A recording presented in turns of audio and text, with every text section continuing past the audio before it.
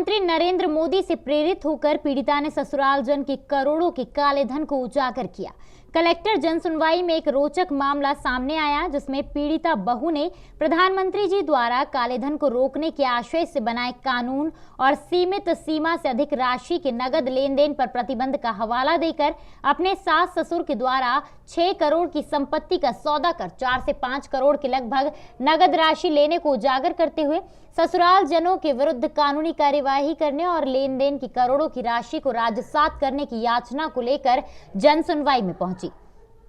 मामला पीड़िता निवासी जूनी इंदौर नीलोफर का है, जिसके पति के इंतकाल के बाद पीड़िता के ससुर जेठ देवरों ने न केवल पीड़िता पर बुरी नजर रखना शुरू कर दिया था, बल्कि ससुराल की पैतृक संपत्ति को भी 6 करोड़ में सौदा कर 4 से 5 करोड़ नगद राशि का लेन देन कर शासन को जाने वाले टैक्स को लेकर भी कानून का उल्लंघन किया। पीड़िता ने बताया कि सास ससुर द्वारा पैतृक संपत्ति को 6 करोड़ रुपए में बेचकर सौदे की राशि 4 से 5 करोड़ नगद ट्रांजैक्शन कर झोले भर भर कर ससुराल जन घर में लाए और पीड़िता द्वारा सीमित राशि से ज्यादा की नगद देने पर प्रतिबंध होने का हवाला देने और ससुराल जनों द्वारा काले धन को बढ़ावा देने का बोलने के बावजूद भी ससुराल जनों ने नगद राशि का अवैध लेन देन किया और भ्रष्टाचार को बढ़ावा दिया, जिसको लेकर पीड़िता ने कलेक्टर जनसुनवाई में शिकायत कर ससुराल जनों के विरुद्ध कार्यवाही की मांग की। बल्कि ऐसे करोड़ों के काले धन राजसात करने की प्रार्थना कलेक्टर जनसुनवाई में कर लेन देन करने वाले ससुराल जन और खरीदार के विरुद्ध कार्यवाही की मांग कर आयकर विभाग सहित पुलिस के वरिष्ठ अधिकारियों को भी शिकायत की। जनसुनवाई में शिकायत मैंने इसलिए करी है कि अपने नरेंद्र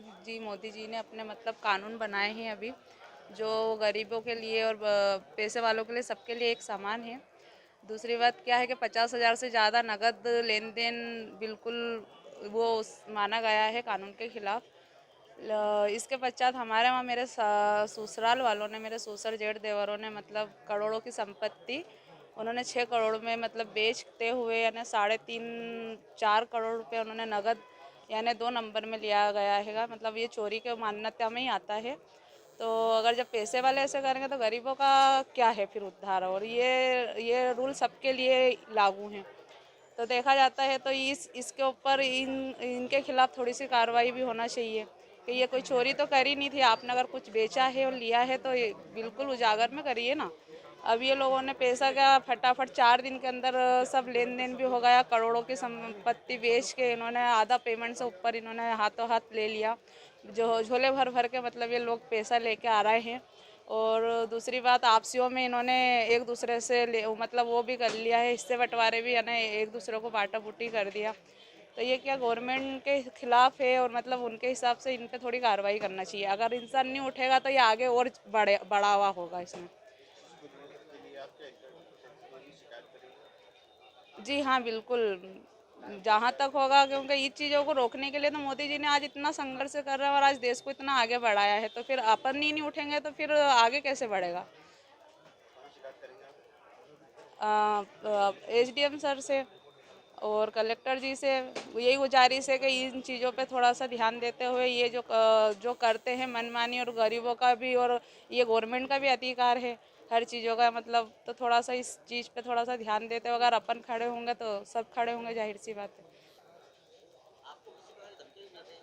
हाँ बिल्कुल, मैं ऐसा कर रही हूँ तो मेरे को निकाल दिया घर से मारपीट करके। और दूसरी बात क्या है कि मेरे हस्बैंड 6 साल से उनकी डेथ हो गई है। मेरे बच्चों का अधिकार है तो उससे भी उनको वो करा जा रहा है कि नहीं, कोई अधिकार इनका ख़त्म हो गया है।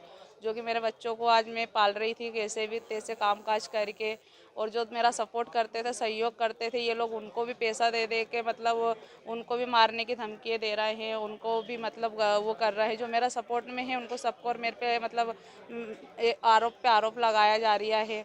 तो मैं मेरी क्या गलती है, मैंने बच्चों को पाला, ये गलती है मेरी। और इन लोगों का ये जो करोड़ों से लेन देन जो चोरी छुप के होता है, इनका ये क्या सही है, आप बताइए। मेरा नीलोफर।